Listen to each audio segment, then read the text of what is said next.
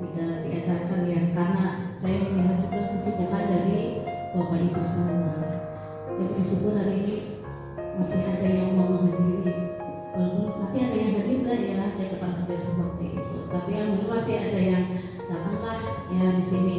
Ya insya Allah nanti kalau misalnya kita berada di sini, kita bisa dapat ilmu ya walaupun sedikit, pasti insya Allah itu akan bermanfaat untuk kita, untuk ketika kita menjadi guru, jadi kita mengajar, insya Allah akan dapat ilmu seperti itu. Kemudian selain dapat ilmu, kita juga menyambung tali silaturahmi di antara kita agar biar ada keterikatan, kita kan satu organisasi. Kalau tidak pernah diadakan, bagaimana kita akan menyambung tali silaturahmi ya Bapak Ibu. Ya, kemudian mungkin di sini saya lihat ada beberapa anggota yang baru. Jadi nanti kita ada sesi perkenalan dulu biar kita saling mengenal anggota ya. Misalnya di samping yang Yuli itu siapa ya kan? Saya kan belum mengenal ya. Mungkin banyaklah yang baru di sini. Ya, kemudian memang banyak dari anggota kita yang kebetulan juga sekarang ya diterima di ya menjadi PDKK. Jadi mungkin ya generasi banyak pula guru-guru baru yang masuk. Jadi memang nanti kalau kita tidak pernah berkenalan, kita tidak pernah tahu ini siapa namanya, ini siapa dan seterusnya. Ya nanti kita adakan sesi perkenalan di Bapak Teh. Ya itu saja sambutan ya sekedarnya dari saya sebagai ketua MPMP. Nanti kami mohon Bapak Teh untuk mewakili kepala sekolah SMA PDKT untuk menyampaikan sambutannya selaku tuan rumah. Terima kasih. Assalamualaikum warahmatullahi wabarakatuh. Waalaikumsalam warahmatullahi wabarakatuh. Ya, selanjutnya adalah Bapak Pateh untuk menyampaikan sambutan mewakili Bapak Kepala SMK PGRI. Kami persilakan. Assalamualaikum warahmatullahi wabarakatuh. Bismillahirrahmanirrahim. Yang terhormat Ketua MGMP Bahasa Indonesia SMK Kota Tegal, Proposal SPD MPG beserta pengurusnya,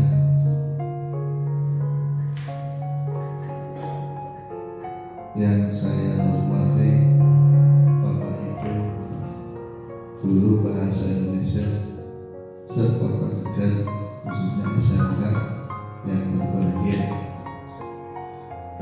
Puji syukur kepada Allah Subhanahu wa Ta'ala yang telah memberikan kita semua kenikmatan, sehingga syukur alhamdulillah pada pagi hari ini kita bisa hadir dalam rangka MGP Bahasa Indonesia SMK Kota Tegal.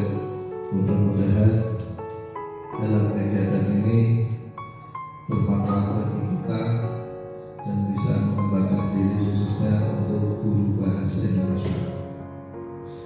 Bapak Ibu yang berbahagia, yang pertama saya mewakili dari Bapak Kepala Sekolah, Bapak Fathur Rizal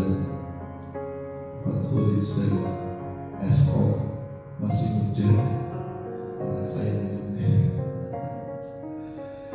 pertama mengucapkan selamat datang di SMK PGRI dan tidak bisa menyambut Bapak dan Ibu guru karena masih ada pekerjaan yang harus dikerjakan. Jadi beliau tidak bisa mendampingi kegiatan MGMP Bahasa Indonesia. Jadi hanya permohonan maaf barangkali dalam menyediakan tempat atau yang lain kurang berkenan pada pengurus MGMP, mohon dimaklumi. Mudah-mudahan harapannya adalah bisa memperkembangkan potensi guru bahasa Indonesia, salah satunya khususnya, dan paling mudah untuk kegiatan MGMP ini dibuat buku untuk setiap sekolah masing-masing, dalam arti buku notulen untuk sekolah untuk kegiatan akreditasi. Jadi dokumen setiap sekolah itu mempunyai dokumen masing-masing sekolah untuk kegiatan MGMP khususnya. Syukur-syukur dari pengurus MGMP membuat notulen, dan notulen itu nanti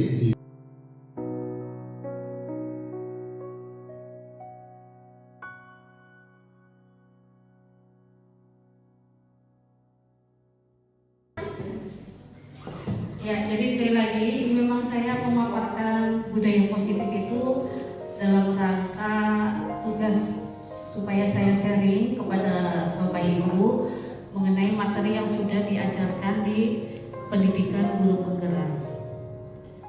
Bapak Ibu sudah mendaftar semuanya ya. Nanti kalau misalnya ada pendaftaran, monggo Bapak Ibu untuk mendaftar. Itu manfaatnya banyak sekali untuk kita ya, terutama ketika kita menjadi guru, supaya cara pandang kita itu di dalam mendidik itu lebih positif.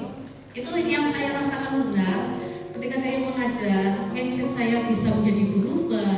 Murid-murid saya juga ketika memandang saya juga kayaknya kita lebih enak lagi di dalam mengajar.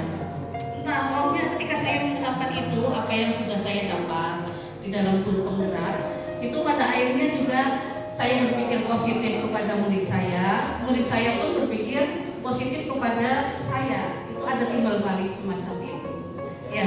Jadi memang kalau ada misalnya ada pendaftaran seperti itu tidak ada yang rugi lah, maksudnya banyak sekali manfaat yang bisa kita ambil dari kegiatan semacam itu ya. Jadi saya berharap biar teman-teman saya banyak di guru penggerak, monggo Bapak Ibu untuk mendaftar pendidikan guru penggerak semacam ini.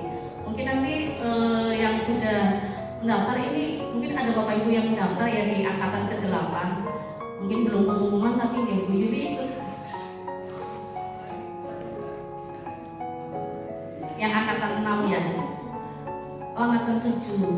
Iya, ini mungkin nanti yang akan, kalau saya angkatan 6. Mungkin nanti ini yang akan pengumuman itu adalah pendidikan guru penggerak angkatan ke-8. Ya, saya mencoba sharing kepada Bapak Ibu, tapi sebelumnya kalau misalnya ada yang kurang-kurang yang mohon dimaklumi. Ya, yang pertama yang akan saya paparkan itu mengenai budaya positif, itu adalah perubahan paradigma kita di dalam belajar. Ya, ketika kita mengajar, mungkin awalnya saya pun ketika mengajar, saya itu mengajar itu tahun 2000 di SMK Dinamika. Dulu waktu itu SMK Dinamika itu adalah sekolah teknik, sekolahnya Pak Surono ya, Pak Surono. Tapi saya mengajar di situ sebelum Pak Surono ada. Ya, saya waktu itu masih muda, baru lulus. Ya bisa dibayangkan lah saya seperti apa ya, masih muda. Ya seakan mungkin seperti ketika ya panjenengan yang berada di sekolah teknik itu seperti apa. Ya mungkin kita kadang-kadang menjadi bahan perpeloncoan bagi mereka. Walaupun pada akhirnya saya bisa kuat berdiri di situ, tapi yang saya rasakan, saya bisa kuat berdiri di situ, maksudnya bisa menangani anak ketika mereka berada di kelas. Tapi kemudian saya tidak tahu, ketika mereka berada di luar sekolah, itu mereka kemudian menjadi liar. Menjadi liarnya misalnya seperti apa? Mereka terlibat tawuran, ya apa tidak? Ya itu. Ketika berada di kelas dia bisa tenang. Ketika berada di dalam kelas, dia bisa nurut kepada gurunya. Karena gurunya mengajarkan seperti apa. Pokoknya saya juga punya trik sendiri bagaimana menghadapi siswa kala itu. Tapi yang saya tidak habis pikir sampai sekarang, mereka di dalam kelas itu bisa sopan, bisa santun kepada gurunya, nurutlah istilahnya, iya kan? Saat itu saya menggunakan hukuman. Kalau mereka tidak nurut, push up. Mungkin Pak Surono masih seperti itu ya Pak. Ya mungkin Bapak Ibu juga masih menerapkan seperti itu. Kalau tidak nurut, push up, tidak nurut, jalan jongkok, itu saya alami benar, ya. Tapi yang tidak habis pikir sampai sekarang, kenapa mereka bisa nurut di dalam kelas, tapi kemudian ketika mereka berada di luar itu kemudian menjadi liar, seperti itu. Ya, berarti kan ada yang salah di dalam pendidikan kita.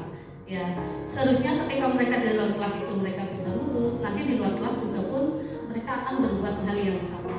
Ya ternyata memang kita harus merubah paradigma kita di dalam mengajar. Ini sebagai pendidik, kita itu diibaratkan sebagai seorang petani yang memiliki peranan penting untuk menjadikan tanamannya tumbuh subur. Sebagai pendidik kita harus memastikan bahwa tanah tempat tumbuhnya tanaman adalah tanah yang cocok untuk ditanami. Ya, murid kita itu memiliki kodratnya masing-masing. Kita mungkin tidak bisa mengubah murid kita sesuai kehendak kita, iya kan? Tapi yang bisa kita lakukan itu apa? Yang bisa kita lakukan itu adalah mengembangkan karakter murid-murid kita. Ya, kita tidak bisa mengubah kamu nantinya akan menjadi ini, akan menjadi itu, tidak.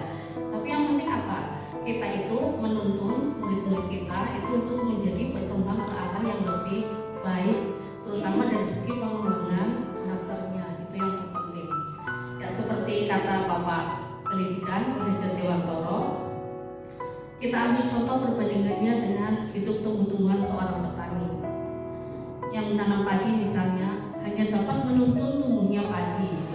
Ia dapat memperbaiki kondisi tanah, memelihara tanaman padi, memberi pupuk dan air, membasmi ulat-ulat atau jamur-jamur yang mengganggu hidup tanaman padi dan lainnya. Itu tugas pendidik itu hanya seperti itu. Jadi hanya menuntun saja sebenarnya ya. Setiap anaknya harus kita ingat, setiap anak itu sudah memiliki kodrat masing-masing, baik kodrat alam maupun kodrat zaman. Sebagai pendidik kita harus tahu kodrat alam seperti itu. Ya, kodratnya anak itu seperti apa sih? Ya, kodrat alam anak misalnya dari mana mereka berasal, karakteristiknya kita harus tahu. Atau misalnya ketika kita mengajar anak-anak, mengajar SD, kodratnya anak itu kan bermain, ya apa tidak? Kalau misalnya anak SD kita jejali dengan misalnya banyak bermain dengan ilmu pengetahuan tanpa ada permainan, itu mungkin juga akan mengakibatkan kebosanan. Jadi kita harus pahami kodrat alam semacam itu. Kemudian kalau kodrat zaman misalnya apa? Kita ketika mengajar juga harus mengikuti perkembangan zaman, ya. Misalnya kita tidak seperti kata saya di awal, kita memang yang harus bergerak sendiri. Kita tidak mungkin diam saja sementara murid-murid kita itu sudah semakin melesat, ya atau tidak? Ya, jadi kita harus bergerak supaya kita mengikuti murid yang juga sesuai kodrat zamannya itu akan selalu berubah, akan selalu berkembang mengikuti zaman. Ya, diantaranya kalau misalnya zamannya teknologi, ya berarti kita harus mengikuti teknologi seperti apa. Jangan malu untuk bertanya pada guru yang lain, ya jangan malu untuk banyak menimba ilmu, ya supaya kita menjadi lebih berkualitas di dalam mendidik. Ini kemudian tidak zamannya lagi ya, kalau misalnya sekolah itu kita menerapkan kepatuhan itu dengan cara paksa, ya dengan cara paksaan. Cara paksaan misalnya bagaimana? Ya seperti tadi, kalau anak tidak nurut itu dihukum. Ya, hukuman itu kan menyakitkan, ya tidak Bapak Ibu. Ya, saya waktu di dinamika mungkin bisa seperti itu. Saya menyuruh anak push up, kemudian menyuruh mereka jalan jongkok. Kalau saya pikir sekarang, kenapa saya bisa seperti itu ya dulu ya? Pokoknya tidak manusiawi. Itu kan anaknya orang loh ya. Kalau kita begitu kan, ya apa tidak? Itu anak orang. Kemudian misalnya lagi, mungkin orang tuanya juga tidak pernah memperlakukan mereka seperti itu, ya apa tidak? Mungkin akhirnya seperti itu juga akan menyakitkan bagi orang tua ketika mereka tahu anak mereka itu ternyata diperlakukan seperti itu.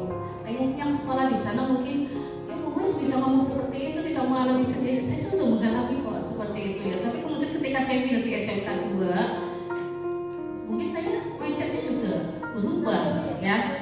Mungkin saya tidak pernah menggunakan hukuman semacam itu. Di SMK 2 itu prinsip saya cuma begini, kalau anak saja diomongin secara halus saja mereka bisa nurut, kenapa kita harus pakai hukuman? Itu seperti itu.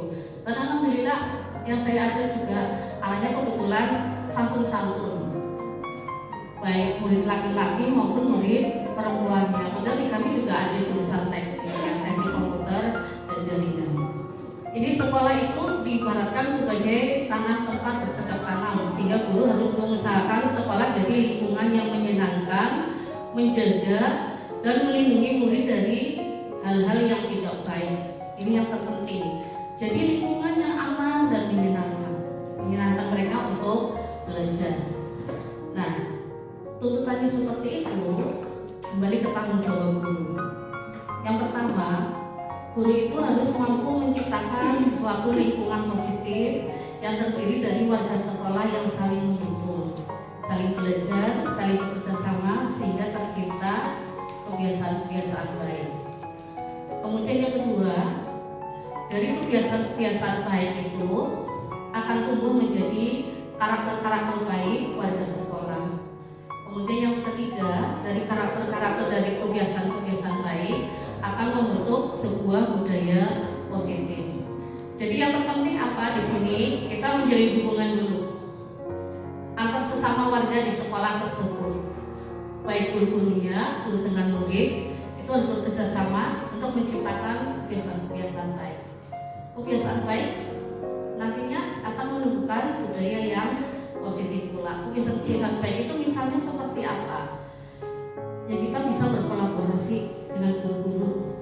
Ketika kita mengadakan kegiatannya itu dapat berhasil dengan baik kalau kita berkolaborasi secara baik pula ya. Kemudian dengan murid itu juga kita melakukan kebiasaan-kebiasaan yang baik.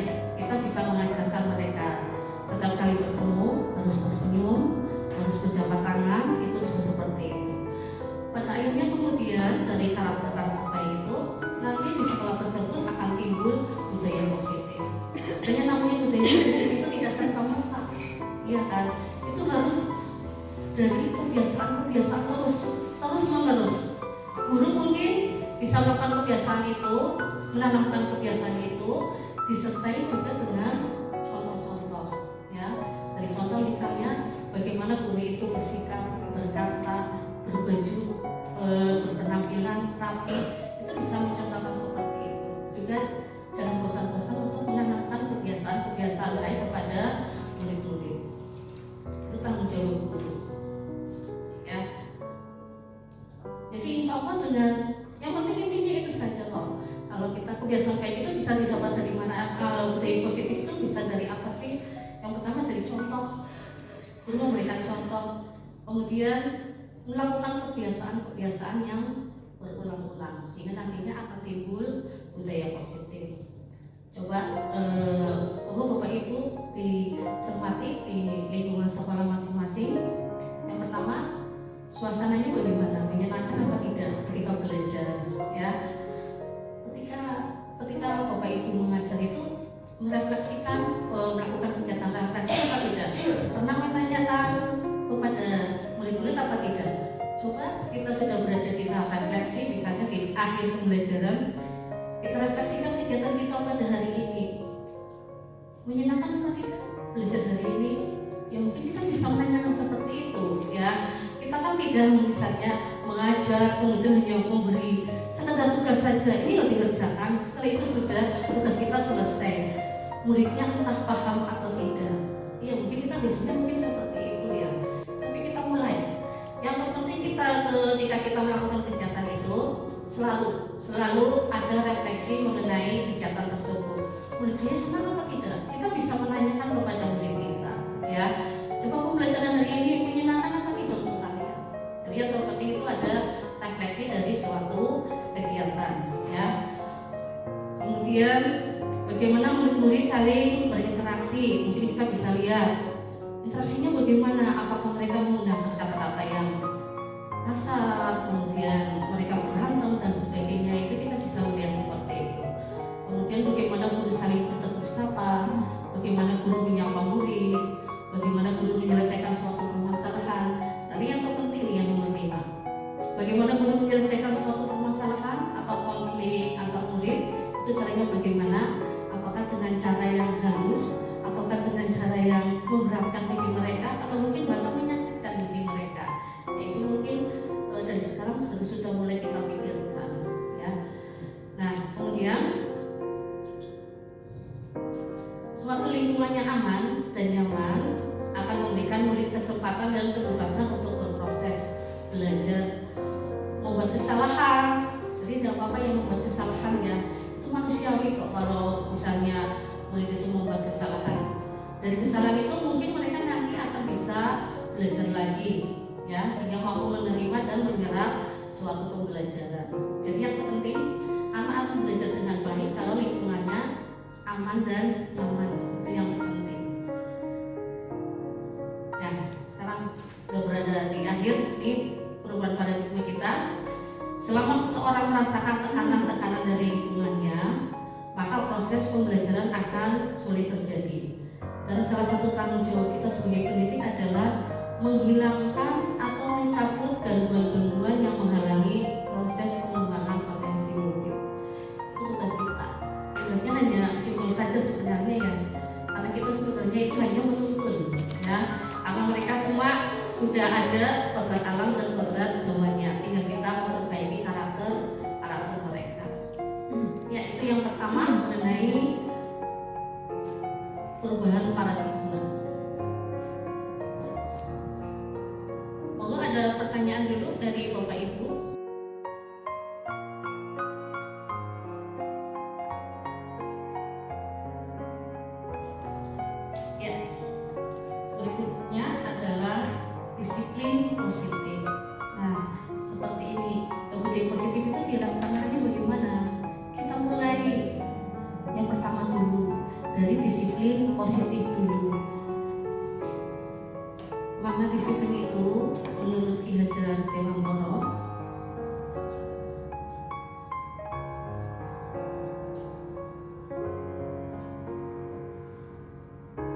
disiplin itu adalah disiplin dari diri kita sendiri dulu. Jadi disiplin itu harus muncul dari motivasi intrinsik kita, dari dalam diri kita. Ya, kalau sementara kan Bapak Ibu mendisiplinkan, misalnya ada anak yang tidak nurut, itu Bapak Ibu langsung menangani, ya Pak tidak? Kalau yang seperti itu berarti disiplin itu berasal dari eksternal, bukan dari internal murid untuk berubah, untuk menjalankan disiplin semacam itu. Jadi yang terpenting adalah kita melaksanakan disiplin itu harus membuat siswa itu dari dalam dirinya itu untuk disiplin terlebih dahulu.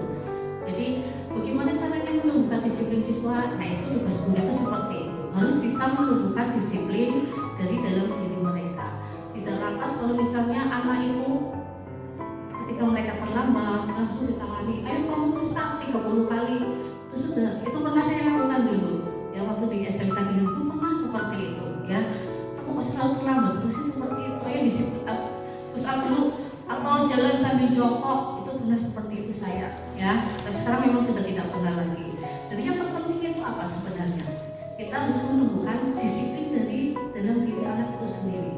Tidak usah dulu, nanti baru kalau misalnya memang dari diri anak memang tidak timbul-timbul, mungkin kita bisa memberikan umpan ya supaya disiplin itu bisa muncul.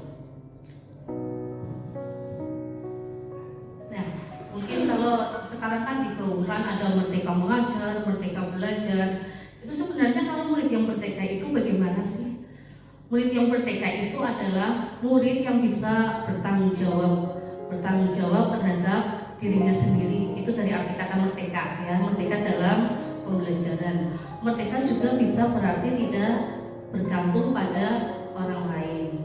Nah, di sini syarat utama untuk menciptakan murid yang merdeka adalah harus ada disiplin yang kuat, tapi tentu saja disiplin yang berasal dari internal, dari diri mereka terlebih dahulu ya. Jadi ini disiplinnya itu harus memiliki motivasi internal. Jadi kita harus sebagai guru itu harus menumbuhkan disiplin internal terlebih dahulu ya, bukan memaksakan. Kalau kita memaksakan itu berarti kita sudah melakukan disiplin yang berasal dari luar atau eksternal.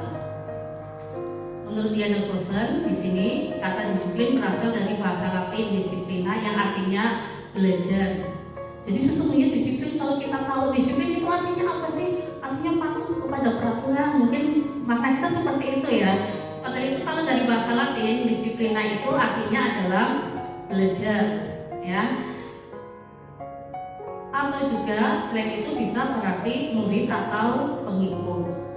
Nah, di sini untuk menjadi seorang murid atau pengikut, seseorang itu harus paham betul alasan mengapa mereka mengikuti suatu aliran atau ajaran tertentu.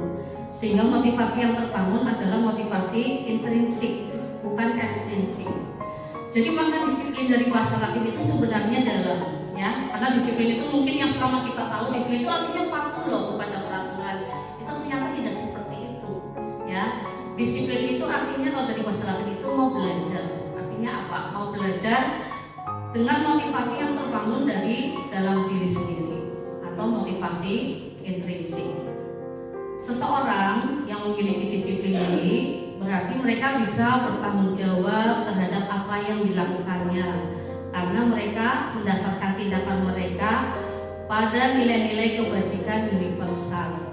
Nah, sekarang bagaimana caranya menumbuhkan disiplin pada diri sendiri dulu? Caranya bagaimana? Caranya adalah kita harus menanamkan nilai-nilai kebajikan universal. Nilai-nilai kebajikan universal itu seperti apa?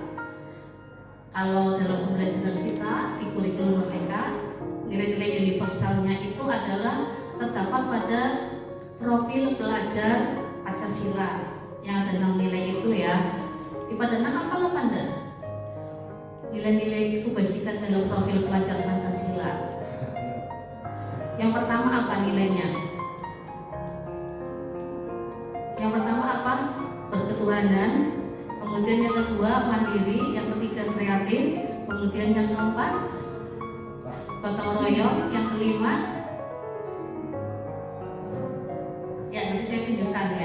juga kadang agak lupa mengenai kebajikan universal. Tapi yang terpenting jadi begini, ya. Jadi kalau misalnya kita mau seseorang itu disiplin, kita harus menemukan nilai-nilai kebajikan terlebih dahulu. Ini nanti akan saya perlihatkan ada beberapa nilai-nilai kebajikan yang berasal dari beberapa sumber. Tapi kalau kita di kurikulum Merdeka memang nilai-nilai kebajikannya itu adalah seperti yang ada di dalam profil pelajar Pancasila. Ya, kita harus menanamkan nilai-nilai itu dulu dong, ya, kepada murid-murid kita. Nah, sekarang tujuan kita dalam mendidik itu adalah menciptakan anak-anak yang memiliki disiplin diri, sehingga mereka bisa berperilaku dengan mengacu pada nilai-nilai kebajikan universal dan memiliki motivasi intrinsik dan bukan ekstrinsik. Jadi intinya apa dari kalimat ini? Dari kalimat ini intinya motivasinya harus intrinsik dari dalam diri, dan ketika kita bersikap, perilaku itu harus selalu mendasarkan pada nilai-nilai kebajikan. Ya, disiplin juga sebagai bentuk kontrol diri, yaitu belajar untuk kontrol diri agar dapat mencapai suatu tujuan yang mulia. Tujuan mulia di sini mengacu pada nilai-nilai atau prinsip-prinsip mulia yang dianut seseorang. Nilai-nilai tersebut itu kita sebut sebagai nilai-nilai kebajikan yang universal. Nah, ini contoh nilai-nilai kebajikan universal dari berbagai sumber. Mungkin yang kita pakai itu adalah profil pelajar Pancasila ya dalam kurikulum Merdeka ini. Yang pertama itu beriman, bertakwa kepada Tuhan Yang Maha Esa, kemudian mandiri, bernalar kritis, berkebinekaan global, bergotong royong, dan kreatif. Ya, kemudian dari beberapa sumber juga banyak nilai-nilai kebajikan lainnya. Bapak Ibu mungkin sebagai pendidik boleh mengambil mana yang akan dijadikan nilai-nilai kebajikan untuk saya tanamkan kepada murid-murid saya, itu boleh, banyak sekali sumbernya. Ya, jadi di Jepang saja, di Jepang itu anak-anaknya itu bisa menguasai teknologi itu karena apa? Mereka ditanamkan nilai-nilai kebajikan terlebih dahulu. Ya, kalau nilai-nilai kebajikannya itu sudah ada, mereka nanti akan mengikuti dengan sendirinya. Misalnya kalau kita beriman, misalnya kita meletakkan, misalnya kita murid-murid kita harus beriman, bertakwa kepada Tuhan Yang Maha Esa. Nanti nilai-nilai lainnya juga akan mengikuti nilai-nilai tersebut. Ya, jadi kalau kita menanamkan nilai-nilai kebajikan seperti itu, pada nantinya semuanya akan mengikuti menjadi baik. Ini contoh nilai-nilai kebajikan yang bisa kita terapkan. Tetapi memang di dalam pembelajaran kurikulum Merdeka, nilai-nilai kebajikan yang kita pakai itu adalah profil pelajar Pancasila. Dan ketika pembelajaran ini harus mengikut semuanya. Ya, misalnya ketika mengerjakan tugas itu anak itu harus mandiri. Misalnya ketika mengerjakan tugas kita tanamkan murid jangan plagiat. Tapi pada kalanya kan murid kan itu ya kater ya. Hanya misalnya kita belajar mengenai teks laporan hasil observasi misalnya di kelas 10. Ada kalanya mereka mengambil teori. Kita harus menanamkan boleh loh mengutip pendapat orang lain itu tidak salah, ya kan tidak. Tapi harus mencantumkan sumbernya. Itu yang penting itu seperti itu, ya. Jadi tidak apa-apa kita mengambil tulisan orang lain, tapi kan ada caranya, ada etikanya. Nah, itu yang harus kita tanamkan. Nah, kalau seperti itu berarti kita sudah menanamkan nilai mandiri. Kemudian misalnya lagi dalam kegiatan pembelajaran itu harus selalu melakukan kegiatan kolaborasi, ya. Ada kegiatan kolaborasi di situ. Jadi kalau kegiatan pembelajaran itu, kalau saya yang bertahan, karena saya yang tahu ya. Jadi yang pertama itu yang saya lakukan itu pertamanya eksplorasi konsep. Mereka mandiri membaca dulu. Saya juga pertemuan sebelumnya sudah ngomong, nanti minggu depan kita akan belajar kaidah kebahasaan teks LHO. Nanti silakan dibaca di halaman sekian. Saya sudah menyiapkan itu. Jadi sudah murid-murid nanti ketika pas harinya itu sudah siap dengan seperti itu. Ya, saya menetapkan mengajarkan nilai mandiri dulu kepada siswa. Setelah itu kemudian nanti berarti mereka sudah ada bayangan konsepnya seperti apa. Nanti sampai di sekolah saya tanya apa yang sudah kalian pelajari tentang kaidah kebahasaan. Mereka menjawab apa yang sudah mereka pahami. Setelah itu kemudian saya mesti akan membuat mereka untuk berkolaborasi. Berkolaborasi itu tujuannya apa? Yang kita bisa mengajarkan kepada mungkin yang belum memahami. Itu manfaat dari kegiatan kolaborasi yang kita laksanakan. Ya, jadi kita menanamkan nilai bergotong royong. Kemudian berkebinekaan global misalnya seperti apa?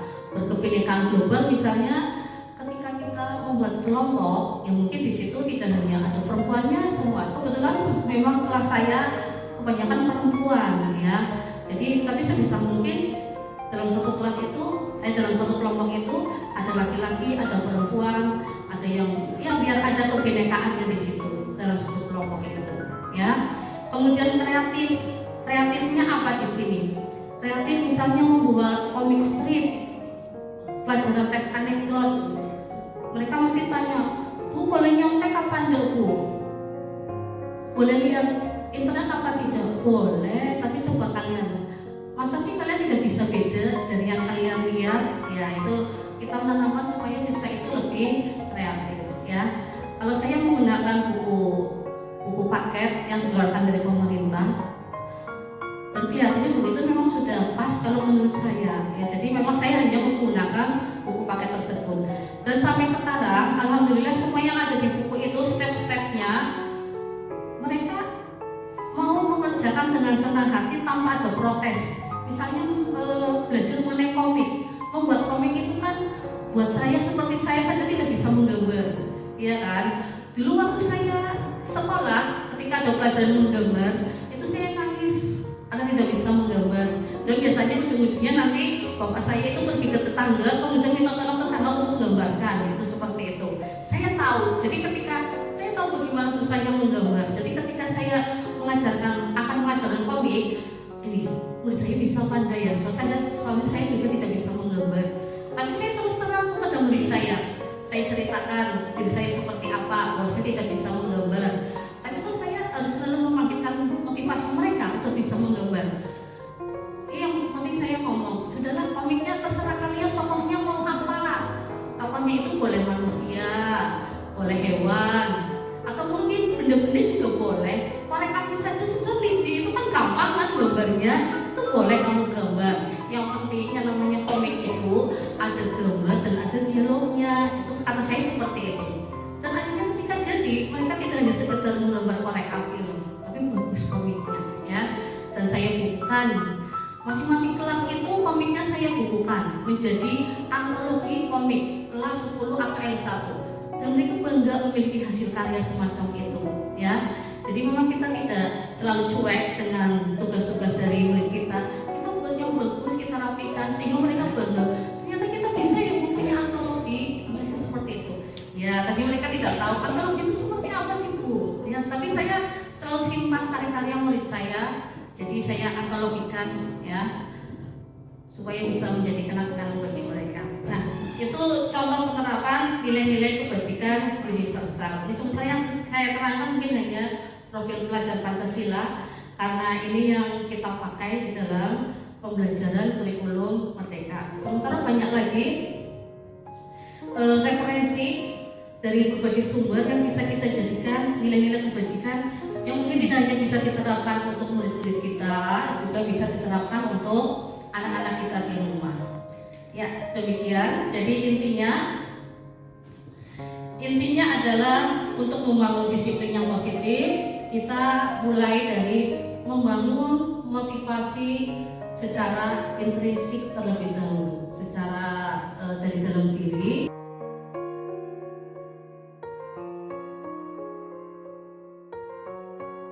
Yaitu mengenai motivasi perilaku manusia. Jadi manusia itu atau seseorang itu bisa berperilaku apapun ini mesti karena ada motivasinya. 3 motivasi perilaku manusia menurut Ian Anderson itu yang pertama adalah untuk menghindari ketidaknyamanan atau hukuman. Jadi biasanya murid itu datang tidak terlambat supaya apa? Tidak dihukum. Jadi motivasinya itu ya yang pertama biasanya. Kemudian yang kedua untuk mendapatkan imbalan atau penghargaan dari orang lain. Jadi murid biasanya belajar dengan keras supaya nilai ulangannya itu bagus. Jadi ada motivasi yang kedua ini. Nah, itu sebaiknya kita motivasinya itu yang bagaimana sih supaya bagus. Motivasi yang bagus itu, ini yang ketiga. Kalau mereka itu melakukan sesuatu itu supaya menjadi orang yang mereka inginkan dan menghargai diri sendiri dengan nilai-nilai yang mereka percaya. Itu yang terpenting, ya.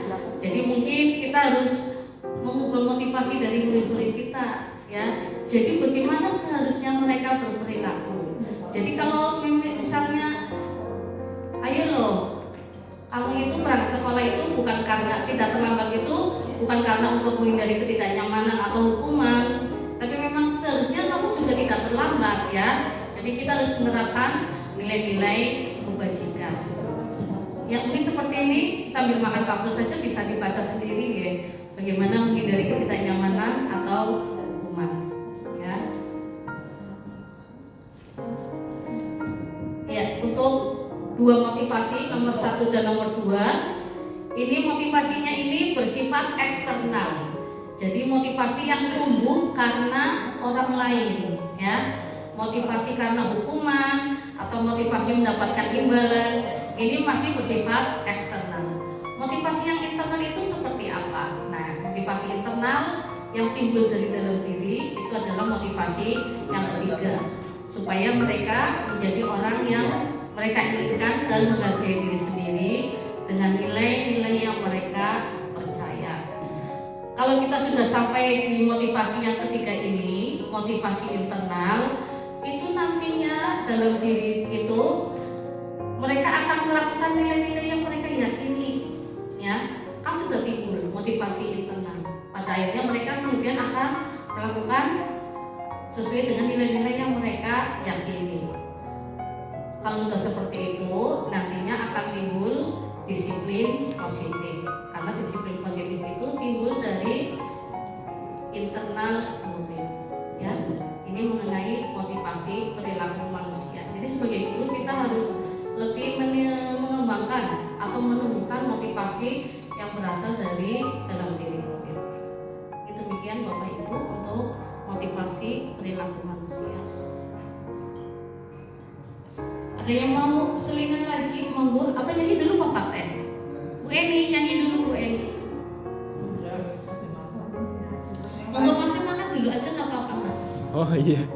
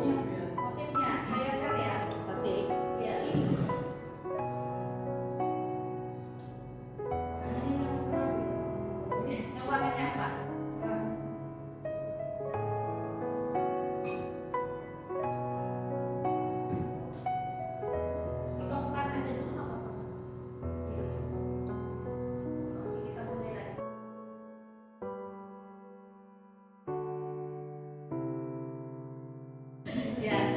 Nah, di sini itu sebagai pendidik kita itu harus mampu memahami kebutuhan dasar manusia itu apa. Jadi kalau misalnya kita lihat ada orang yang marah-marah atau melanggar sesuatu, itu pasti ada kebutuhan yang tidak terpenuhi, itu pasti, ya. Nah, kebutuhan dasar manusia itu apa? Ya, jadi di sini ada suatu tujuan di balik sebuah perilaku manusia. Kita juga percaya bahwa murid memiliki tujuan di balik perilaku mereka.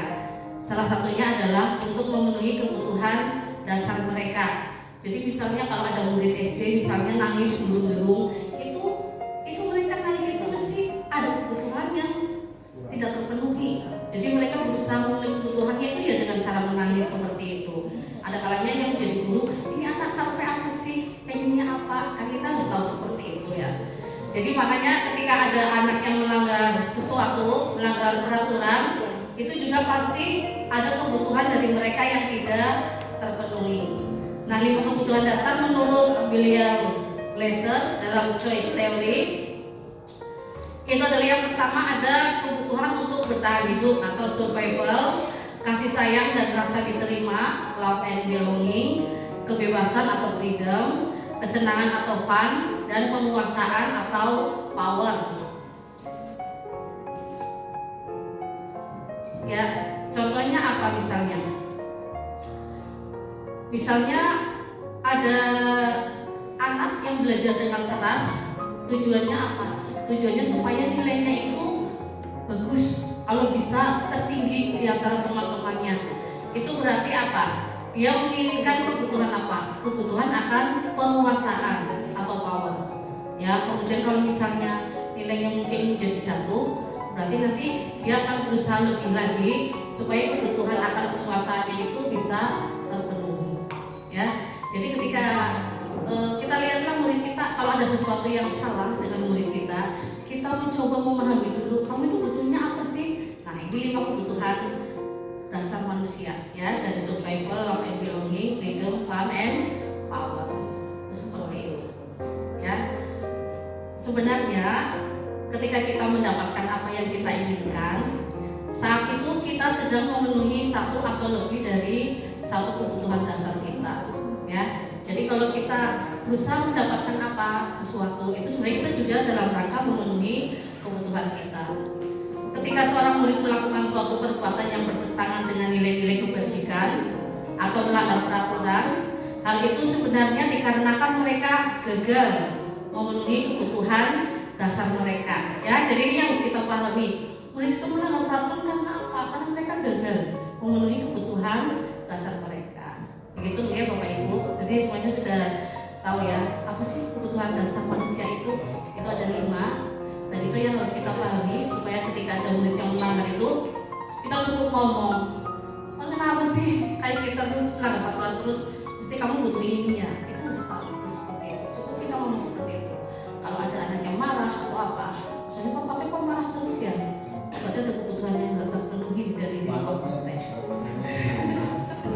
Itu ya, ya itu contohnya. Jadi kalau ada orang yang marah-marah kepada kita, cukup kita senyumi aja. Oh, mereka berarti ada kebutuhan yang tidak terpenuhi itu seperti itu. Iya kan? Dari situ saja kita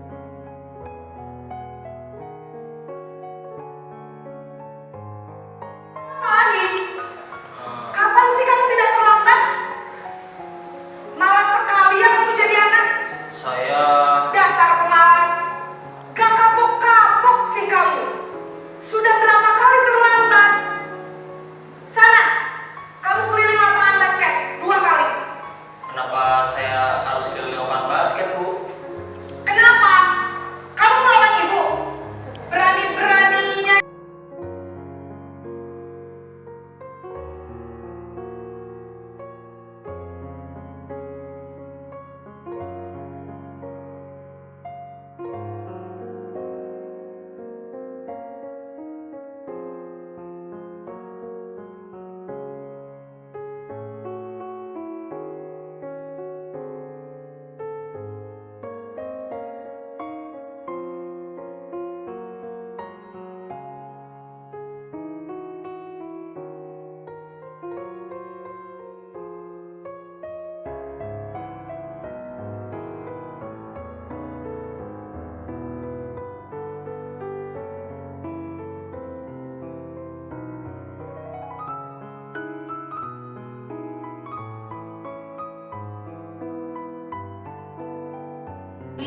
kalian akan membuat keyakinan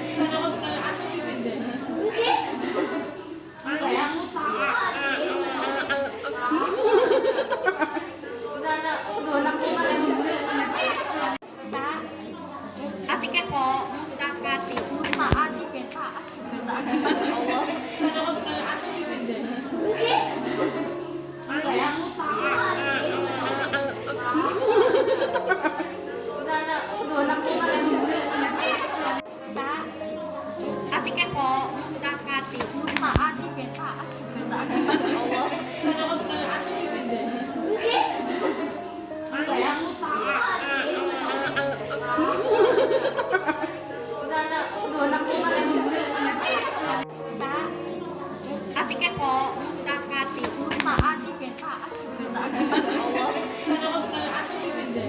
Oke. Enggak ya mustaqat. Sana gonak kemarin Atike kok mustaqati taati ke taat taat kepada Allah. Karena kalau kita aku beda. Oke. Enggak ya mustaqat. Sana gonak kemarin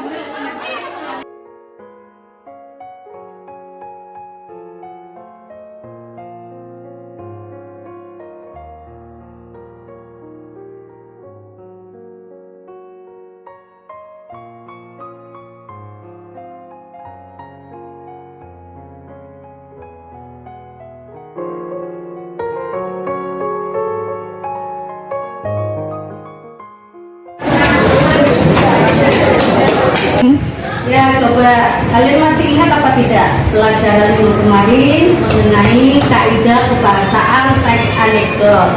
Ingat apa tidak? Ingat. Assalamualaikum. Waalaikumsalam.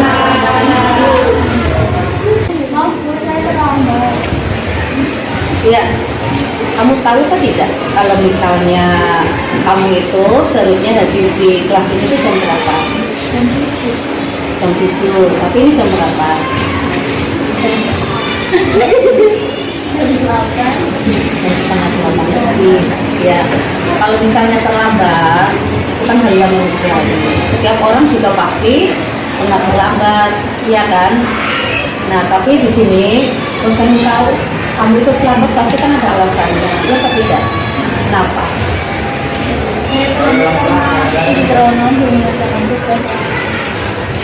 Terlambat karena tidur terlalu malam, akhirnya kemudian apa? Bangun kesiangan. Coba kalau seperti itu, kamu masih ingat apa tidak? Ingat dengan kelas yang sudah pernah kita buat? Jadi di kelas tepat waktu dan mengatakan kita jauh Ya, kalau misalnya masih ingat, kamu meyakini dengan kelas seperti itu, nah kemudian kira-kira apa yang akan kamu lakukan? Misalnya saya tidak akan menyelamatkan diri, akan dapat sekolah tepat waktu. Ya, kira-kira kalau misalnya kamu sudah tahu solusinya seperti itu akan kamu laksanakan kapan? Insya Allah mulai besok. Mulai besok kita belajar lagi. Ya, baik. Terima kasih ya. Terima kasih atas kerjasama kamu untuk tidak terlambat lagi mulai besok.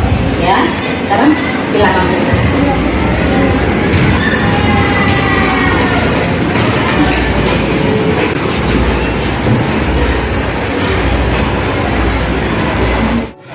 Menyampaikan detail yang ditujukan kepada Muti sudah baik benar.